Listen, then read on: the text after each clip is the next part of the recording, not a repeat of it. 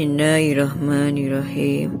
Sahabat yang budiman, ini adalah kisah sedih yang berjudul Ternyata Ada Rahasia Tersimpan di Sebalik Kematian Ayahku. Kenalkan, namaku Ika, nama samaran. Seorang gadis yang telah dirawat oleh pamanku selama 15 tahun dengan penuh kasih sayang. Dan tetapi ternyata ada sesuatu rahasia besar yang disembunyikan oleh pamanku tentang kematian arwah ayahku. Sahabat yang budiman, inilah kisahku. Saat aku berusia 8 tahun, ayahku tiba-tiba meninggal dunia karena kecelakaan truk. Dan setelah proses pemakaman ayahku selesai, singkat cerita, aku pun masih dijaga oleh ibuku. Dan tak sampai setengah tahun, ibuku mengalami depresi dan akhirnya bunuh diri. Perlahan-lahan semua orang yang dulunya dekat dengan keluargaku ataupun denganku mulai meninggalkanku satu persatu. Aku begitu merasa sedih sekali, seakan-akan aku merasa seperti pembawa sial bagi mereka, sehingga tak ada satupun saudara yang mau menjaga aku dan merawat aku. Dan tak kusangka akhirnya ada pamanku yang sanggup mau menjagaku dan merawatku, yaitu adik dari ayahku. Dan masih ku ingat pada saat itu pamanku menggandeng tanganku sambil berkata, "Mari nak, ikut paman pulang." Dan sebenarnya pamanku pada saat itu kondisi ekonomi keluarganya juga tidak begitu baik. Pamanku ini mempunyai 2 orang anak lelaki yang usianya lebih tua dari aku.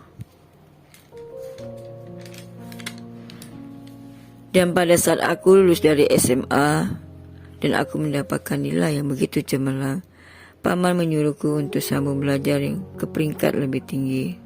Tapi yang mengherankan aku, paman malah menyuruh anak sulungnya untuk putus dari sekolahnya, karena bagi dia nilai anak pamanku tidak begitu bagus. Akhirnya paman memutuskan aku untuk sambung belajar dan anaknya bekerja bersamanya.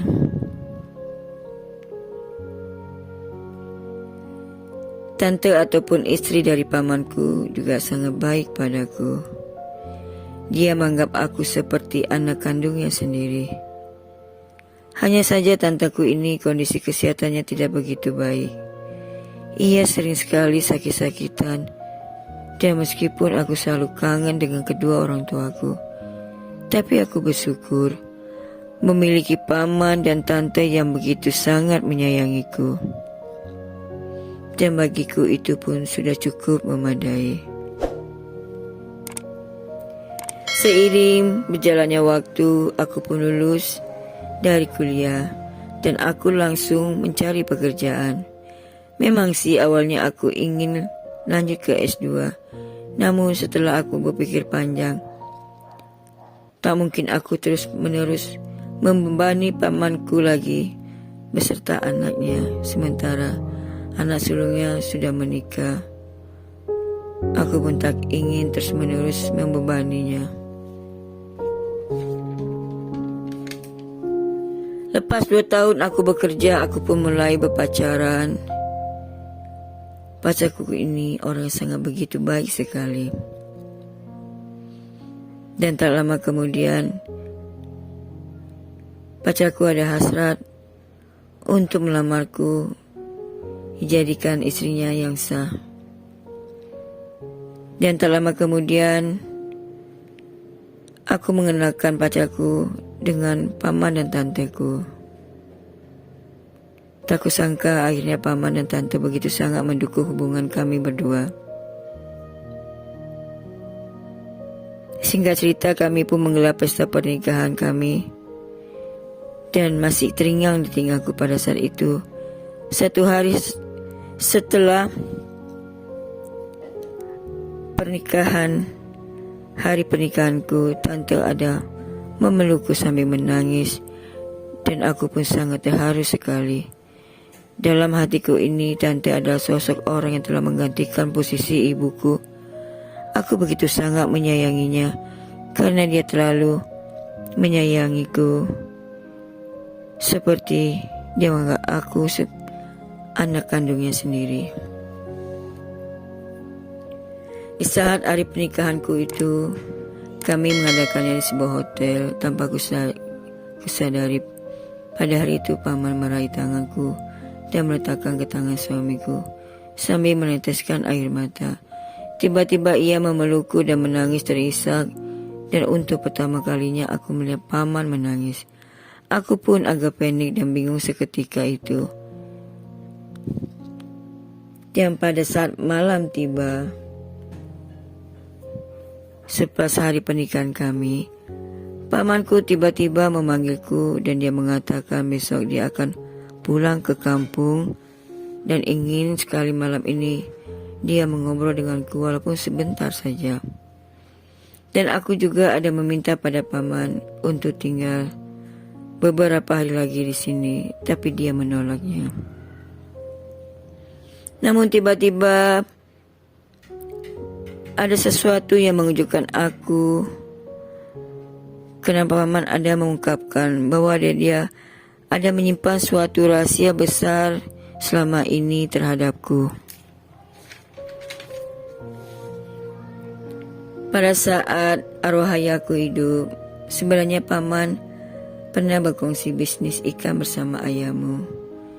Namun pada saat itu, ayahmu selalu saja mendapat bagian lebih banyak.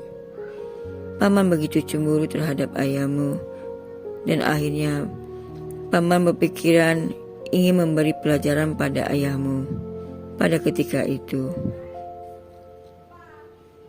Paman sengaja melonggarkan rim motor ayahmu. Tapi paman tak menyangka dan menyelamatkan paman. Pada saat itu, ayahmu menyuruh paman meloncat lebih dulu, dan sementara ia mempertahankan keseimbangan motornya. Namun dikarenakan rim telah blong sebabkan perbuatan paman, motor yang ayahmu bawa menabrak truk di depannya. Paman begitu benar-benar merasa bersalah kepadamu, Ika, dan juga pada ibumu. Paman mohon maaf sebesar-besarnya, sebabkan pamanlah ayahmu telah tiada, Ika. Setelah mendengar pengakuan dari pamanku tersebut, aku begitu tercengang dan terkejut sekali.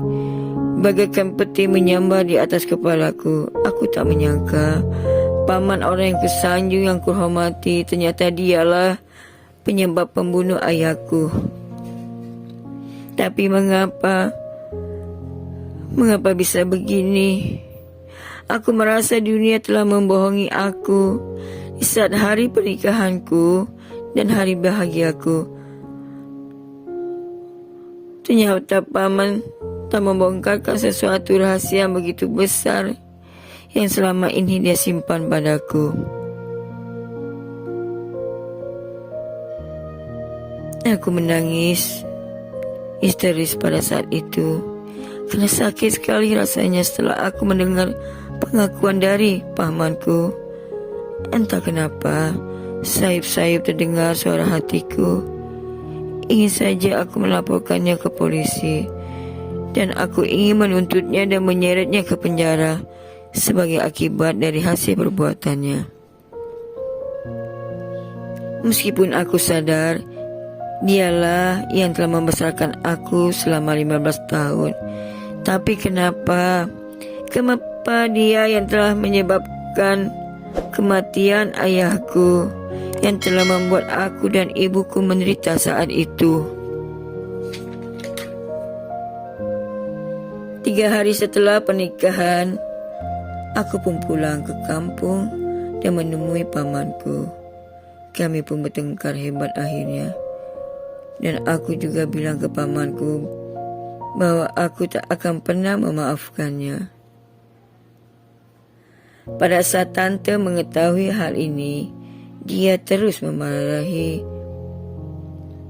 pamanku dan dia pun menangis sampai hampir pingsan.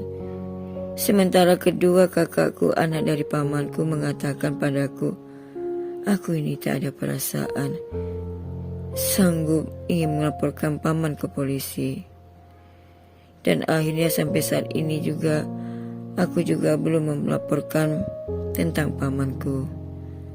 Karena aku juga khawatir dengan tanteku, karena aku takut dia tak kuat menanggung masalah tersebut. Tapi aku memang belum bisa lagi memaafkan pamanku. Aku pun juga tidak tahu apa yang sebaiknya yang harus kulakukan. Jika aku tak melaporkannya ke polisi, aku akan merasa begitu bersalah sekali terhadap ayahku dan juga ibuku. Sahabat yang budiman, aku memang benar-benar sangat dilema pada saat ini, dan hatiku begitu sangat sakit. Bahkan belakangan ini aku selalu susah tidur disebabkan masalah yang sedang kuhadapi pada saat ini. Nah sahabat, bagaimana menurut kalian semua? Bila ada pendapat atau masukan tentang dilema yang sedang dihadapi atau dirasakan Ika, silakan tulis komen di kolom komentar ya. Dan terima kasih saya ucapkan karena sudah mampir di channel Umi Hafiz 15.